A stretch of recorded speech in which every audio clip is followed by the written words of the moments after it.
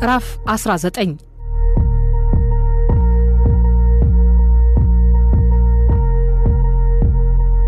የጃዙር አዝማቾች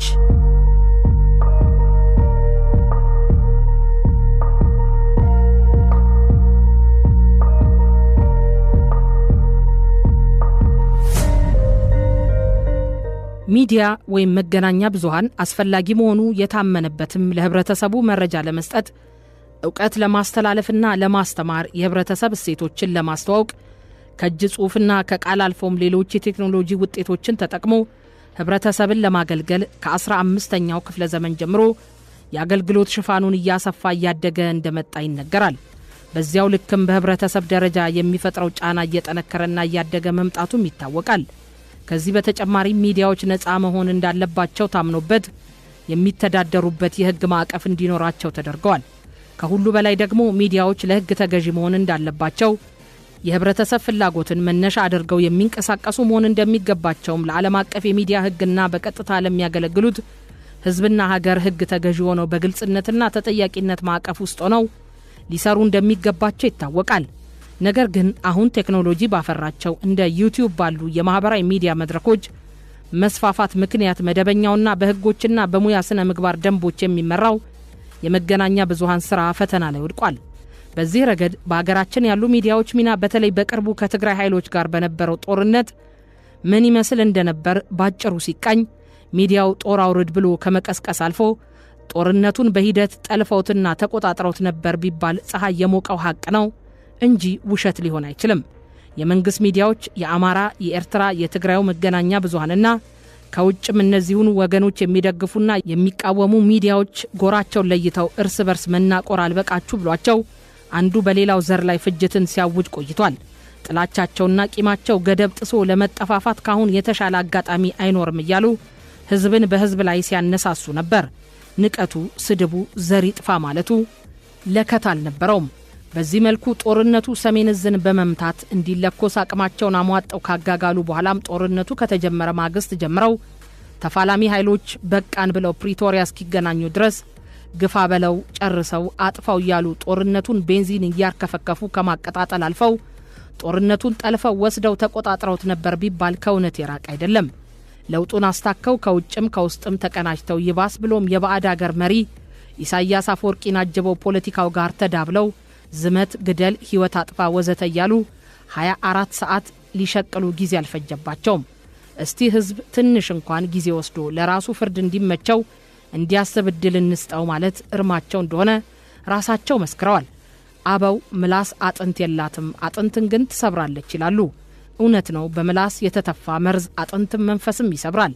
በእርግጥ እባብ መርዝ እየተፋ አለፍ አለፍ እያለ አንዳንድ ህይወት ያጠፋል። መርዙን ማርከሻ ባህላዊ ሳይቀር መድኃኒትም አለው። የእኛ አገር ሚዲያዎች የሚረጩት የጥላቻ፣ የቂም፣ የብቀላ፣ የዘር ልዩነት ወዘተ መርዝ ግን ህዝብን በጅምላ የሚያስፈጅ፣ ደም በከንቱ የሚያፋስስ፣ አጥንት የሚከሰክስ ነው። ይህንን ደግሞ ዋጋ ላስከፈሉትና እያስከፈሉት ላሉት ህዝብ መንገር ለቀባሪው እንደማርዳት ነው። በመገናኛ ብዙሃን ታሪክ ምንም እንኳ እንደ ዋነኛ የዜና አርዕስት ጉዳይ ከሚታዩት ነገሮች አንዱ ጦርነት ወይም ግጭት ቢሆንም የሀገራችን ሚዲያዎች የተደራሽነትና የተደማጭነት ጉልበታቸውን ለጦር አዝምት፣ ደም አፍስስ፣ ህይወት አጥፋ፣ ንብረት አውድም ቅስቀሳ ካዋሉት የሀገራችንን የመገዳደል፣ የመሸናነፍ በድምርም የጦርነትና ቀውስ አዙሪት የማክረር ሚና መጫወታቸው አይቀርም። ለየብቻቸው ነጣጥለን ስናያቸው ተጽዕኗቸው ቀላል ቢመስለንም ተደምረው የቀውስ አዙሪታችንን በማክረር እየፈጠሩት ያለው ጫና ዜጋን የሚያጠፋ በመሆኑ ድርጊታቸውን አጋልጦ የህብረተሰቡን የሚዲያ አጠቃቀም ንቃት ማሳደግና እነሱንም አደብ ማስገዛት ከቀውስ አዙሪት ለመውጣት ካሉን አማራጭ መንገዶች አንዱ ነው።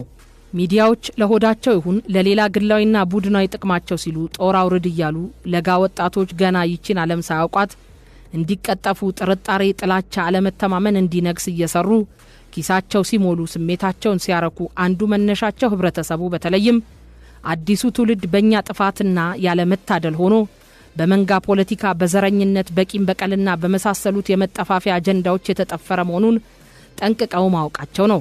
የኢትዮጵያ ወጣቶች ሚዲያዎች ደካማ ጎንህን አውቀውብሃል። በመንጋና በስሜት እንደምትነዳ በቂም በብቀላ እንደታወርክ ተገንዝበዋል። አንተ ግን ራስህን አላወቅም። ታዲያ በደካማ ጎንህ እየተጫወቱብህ መነገጃ እያደረጉህ እንዲዘልቁ እስከመቼ ነው የምትፈቅድላቸው? ረጋ ብለህ በጽሞና ራስን ብታውቅ አይሻልም? ሚዲያዎቻችን ከሚቋቋሙበት ህግ ስርዓት የሙያ ስነ ምግባር ከሚጠበቅባቸው ገለልተኛነትና ለሰላም በተለይ ሰላም በሚጠፋበት ሁኔታ ሊኖራቸው ከሚገባ ሚና አንጻር ቢመዘኑና ቢለኩ ከተቋቋሙበት መርዝ ጠቅልለው አፈንግጠው ጎራ ለይተ የጥፋቱ አካል አባባሽ ሆነ እንደነበር በማስረጃና መረጃ ማየት ይቻላል። የአገሪቱንና የህዝቡን ቋንቋ ተጠቅመው የሚያወሩት ሚዲያዎች ያቀፉት የሰው ኃይል የተቀዳው በጦርነት አዙሪት ከሚኖረው ማህበረሰብ ነውና በምን ተአምርስ እነሱ ጥላቻ ከመስበክ የቂም ቁስል ከማመርቀዝ በለው ግደለው ቂምህን ተወጣ አሁን ጊዜው ያንተ ነው ከማለት አልፈው የገባንበትን አዙሪት ለመስበር አስተዋጽኦ ሊያደርጉ ይችላሉ። ከአዙሪቱ መውጣት አለመቻል በአገር የመጣና ጠቅላላ አገራዊ መፍትሄ የሚፈልግ እንጂ በሚዲያዎች ብቻ የሚፈታ አይደለም። ሚዲያዎች ታዲያ ለብቻቸው በምን ተአምር ጦርነትም አያስፈልግም፣ የሚያስፈልገን ሰላም ነው፣ በጦርነት አሸነፈ ከምታገኘው ትርፍ ይልቅ ጦርነት በማስቀረት የምታተርፈው ይበልጣል ብለው ነፃ ሆነው ሊሰብኩ ይችላሉ። አሁን ካለው የሚዲያ ቴክኖሎጂና እድገት ተደራሽነትና ተደማጭነት አኳያ ሚዲያዎቻችንን ዘረኝነት፣ ምቀኝነት፣ መንጋነት፣ ጦርነትን እና ቀውስን ተጠይፈው በየዘርፋቸው ለሰላምና ለሰላም ብቻ በመስራት እንደ ብረት ጠንክረው ቢሰሩማ ትውልዱም ታድለዋል። እነሱም በታሪክ በበጎ ጎን እየተወሱ እንዲኖሩ የሚያስችላቸውን ስራ ሰርተዋል የሚል ብቻም ሳይሆን በተለይ አሁን በአገራችን ባሉ ቀውሶች የሚጠፋውን ህይወትና ንብረት በማትረፍ ሰላም በማንገስ ያንበሳውን ድርሻ ተወጥተዋል ነበር የሚባሉት። አለመታደል ሆኖ ግን ሚናቸው በተጻራሪ ቆሞ መገኘት ሆኗል። እንዲያውም በዚህ ጦርነትማ በጦርነት ታሪክ ያልተደረገውን ሁሉ አድርገዋል። በየአካባቢው ያለውን ጀነራል እያደኑ በማግኘት ወደ ሚዲያ በማቅረብ መረጃ እንዲወጣም አድርገዋል። የተገኘችን ትንሽ ስልታዊ ድል እንደ ስትራቴጂካዊ ድል አጋነው እያቀረቡ በውሸት ትውልድን ሰልበዋል። ራሳቸውም ጀነራሎች ሆነን ጦርነት ውጊያ እየመራን ነው ማለት ብቻ ነበር የቀራቸው። በድፍረት የጦርነት ታክቲክና ስትራቴጂ ሊቀይሱና ፊታውራሪዎቹን ሊመክሩ ሁሉ ይቃጡ ነበር። ለመሆኑ ጦርነቱ ሲጀመርም ሆነ በመሃል ነፃ ሆኖ ሙያና ዕውቀትን ይዞ ይህ ጦርነት አያዋጣም አያስፈልግም ይቁም ያለ ስንት ጋዜጠኛ አለ? የማያወላዳ ትንተና ይዞ የቆመ። ለዚያም ነው ለህዝቡና ለሰላም የሚወግንላቸው ሚዲያ አልነበረም የለም ማለት ትክክል የሚሆነው። ሚዲያው አስሮ ጠፍሮ ይዞት ካለ አዙሪት ለመውጣት ካልሰራና አሁንም መወጣጫውን ካላበጀ የመተላለቅ ልሳን ሆኖ አዙሪቱን ከማክረር ውጭ ሌላ ምን ሚና ተጫወተ ሊባል ይችላል? በርግጥ የህዝባቸው እልቂት የማያሳስባቸው ስጋ እንዳየ ውሻ ገንዘብ ወዳሸተቱበት የሚቅለበለቡ ከጉርሻ ጋር ያገኙትን መረጃ ብቻ እንደ እውነት የሚያወሩ ደጓሚያቸውን ለማስደሰት ዜና የሚፈበርኩ ምንደኛ ጋዜጠኞቻችንና አክቲቪስት ተብዮቻችንም በዚህ የጦርነት አጋጣሚ ታዝበናል። የግል ጥቅም ወደሚያጋብሱበት ወገን አስተላለፋቸውን ቃኝተው 24 ሰዓት ሙሉ እየዋሹ ንጹሃን ዜጎችን ዋጋ የሚያስከፍሉ ከሆዳቸው ውጭ ማሰብ የተሳናቸው አክቲቪስት ይባሉ ጋዜጠኛ እየተቀባበሉ የሰውን ስነ ልቦና ብቻ ሳይሆን የጦርነቱን አካሄድም ጠልፈውት ነበር። እዚህ ላይ በሚዲያና በአክቲቪስት የተጠለፈ ጦርነት ውጤቱ የቀውስ ዙሪቱን ከማስቀጠል በዘለለ ሌላ ውጤት ምን አየን?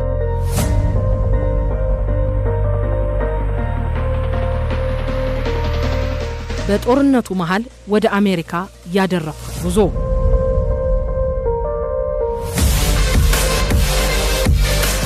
በነሐሴ 2014 ዓ.ም ወደ አሜሪካ ተጉዤ ነበር።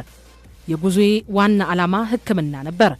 ወደ አሜሪካ ከመሄዴ በፊት በመንግስትና ትግራይ ኃይሎች በመሃል አገርና በአፋር አካባቢ የነበረው ጦርነት የመንግስት ኃይሎች በወሰዱት ጸረ ማጥቃት የትግራይ ኃይሎች ወደ ኋላ ተመልሰው ጦርነቱ በትግራይና በአማራ ዋሳኞች ደርሶ ጋብ ብሎ ነበር። ቀደም ብሎም መንግስት ጦርነቱን መቀጠል እንደማይፈልግና መነጋገር እንደሚፈልግ እኔም አማራጭ ፈልጌ ለትግራይ ሰዎች መልእክቱን እንዳደርስ ነግረውኝ ስለነበር በአሜሪካ የነሱ ተወካዮች ነን ይሉ ከነበሩት አንዱ የሆኑትን የአምባሳደር ፍስሐ አስገዶምን ስልክ አፈላልጌ መልእክቱን ነግሬያቸው ነበር። ለአምባሳደሩም ጦርነቱ የጥፋት ነው፣ በተለይ በትግራይ በኩል መሪም የለውም፣ ጥፋቱም ከባድ ስለሆነ ጦርነቱ እባካችሁ ይቅርባችሁ፣ ትውልድ እያስጨረሳችሁ ነው፣ መንግስት እንገናኝ እንነጋገር እያለ ስለሆነ ፈጥናችሁ ተገናኙ ብዬ ከነገርኩትና መልእክቱን በአዎንታ ተቀብሎ ለትግራይ ኃይሎች ወይም ባለስልጣኖች እንደሚነግራቸው ገልጾልኝ ለተወሰኑ ቀናትም መልእክቱ መድረሱን ለማረጋገጥ ግንኙነት ካደረግን በኋላ መንግስትና የትግራይ ሰዎችም የራሳቸውን ጥረት ጨምረውበት ምናልባትም በአሜሪካ ኤምባሲ አማካይነት ይመስለኛል በሁለቱ መሃል የግንኙነት መስመር ከፍተው ቀን ቆርጠው ከሁለቱም ወገን የተውጣጣ ቡድን በሲሸልስ ከተገናኘ በኋላ ነበር ወደ አሜሪካ የተጓዝኩት። አሜሪካ እንደደረስኩም ከማደርገው የጤና ምርመራ በተጨማሪ በግሌ ብዙ የህወሓት ወኪል ወይም አባል ነን የሚሉ ከድሮም ከማውቃቸው ሰዎች ጋር ተገናኝቻለሁ። ከሁሉም ጋር ያነሳነው አጀንዳ ተመሳሳይ ነው። አንደኛ ጦርነቱ ብዙ ተዋናይ ያለበት ቅጡ የጠፋበትና ከማውደም ባለፈ ምንም ሌላ ፋይዳ የሌለው መሆኑ፣ ሁለተኛ የቀረውን ህይወት ማትረፍ የሚቻለው በሰላምና ያለምንም ቅድመ ሁኔታ ሰላማዊ መፍትሄ በመሻት ብቻ ስለመሆኑና ስለ ሌሎች ተዛማጅ ጉዳዮች አንስተናል።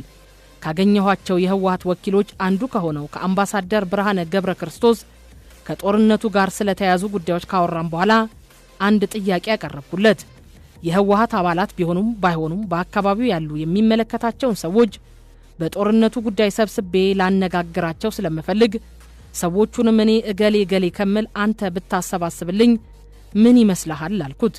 ብርሃነ ሊያገናኘኝ እንደሚችል ተስፋ ባደርግበትም እሱን ግን ጥያቄ ራሱ አስደነገጠው። እንዲያውም አይ ይቅርብን ሚዲያው የተንጫጫ መከራ ይሆንብናል ብሎ መከረኝ። በግሌ ወይ ጉድ ፀሐይ በመታው በጠራራ ፀሐይ ግፋ በለው እየተባለ ትውልድ በጦርነት እሳት እየተማገደ እየጠፋ ስለ እንደዚህ አይነቱ ገሃድ የወጣ የጥፋት ጦርነት በግልጽ ለመነጋገር ከብዶ የመንጋ ሚዲያ ጫጫታ ተፈርቶ ተደብቀን በየግል እናውራ ሲባል ነገሩ ይገርማል። ከግርም ታልፎስ አያሳዝንም? መታፈርና መደበቅ ይገባ የነበረውስ በግልጽ አረር እየተተኮሰ የወጣቶች ህይወትና ንብረት የተቀጠፈ ድርጊት ነበር እንጂ መፍትሄ ካስገኘ ሰው ያለቀ ስለልቂቱ እንኳን በሰውና በሰዎች መሃል ከሰይጣንስ ጋር በጠራራ ፀሐይ ተገናኝተ ተቀምጠ ሐሳብ መለዋወጥ ተገቢ አይሆንም? በስተመጨረሻም ባለው ሁሉም አማራጭ ተጠቅሞ እኔን ወክሎ አንድ መልእክት እንዲያስተላልፍልኝ ነግሬው ተለያየን። መልእክቱም ከውጭ ወደ ሀገር ውስጥ የሚለቀቀው መረን የለቀቀ ስድብ፣ ጥላቻ፣ ስም ማጥፋት በተለይ አዲስ አበባና በአገር ውስጥ ግን ከትግራይ ውጭ ባለው የትግራይ ዘር ላይ ተሰደብን ተንቋሸሽን የሚሉ ጠላቶች እያፈራበት ነው። እነዚህ ወገኖች በደንፍላት አማራጭ አጥቶ በአገሪቱ ተበትኖ ባለው ትግራዋይ ላይ የተሳለ ቢላዋና ጎራዴያቸውን አሹለው የተቀባበለ ሽጉጣቸውና ጠበንጃቸውን ደግነው ህይወቱን ቢነጥቁት የየራሱን ጥግ ይዞ የስድብና ስም ማጥፋት መርዝ የሚረጨው ወገን በሳቱ ላይ ቤንዚን ከማርከፍከፍና የራሳችን ዘር የሚሉትን ህዝብ ከማስፈጀት ውጭ አይደርሱለትም። የበሰለ ሐሳብና ትክክለኛ ፖለቲካ ሲጠፋ በቦታው የሚተካው መንጋነት ከዚህ በላይ ምን ሊያመጣ ይችላል? ሌላውን እየሰደባችሁ ይህ በዘርና በቂም በቀል የተወጠረው ላይ የስድብ እሳት እያነደዳችሁ የምታደርሱት ያላያችሁት ጉዳት ከባድ ነው። እኔ ግን ስለሚገባኝና በግሌ መሰደብ ቅር ስለማያሰኘኝ እኔን ስደቡና ሌላውን መሳደቡን አቁሙ። ሐሳብ ቀምራችሁ ሐሳብ ይዛችሁ ከመንጋ ፖለቲካ ርቃችሁ ጦርነት ጉዳት እንጂ ሌላ ተርፍ የሌለውና ጦርነት ይቁም፣ ጦርነቱን ሰላም ይተካው፣ ህይወት ይዳን፣ ህግ ይንገስ ብትሉ ነው ትክክልና ጠቃሚ የሚሆነውና ስድቡ በኔ ይውጣላችሁ ብሏችኋል ብሎ ለዲያስፖራው መልእክቴን እንዲያስተላልፍልኝ ነግሬው ተለያየን።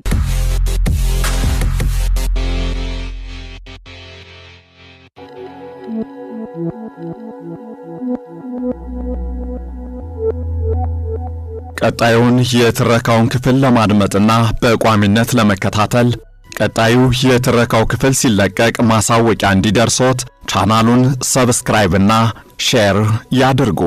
የደወል ምልክቱን ይጫኑ።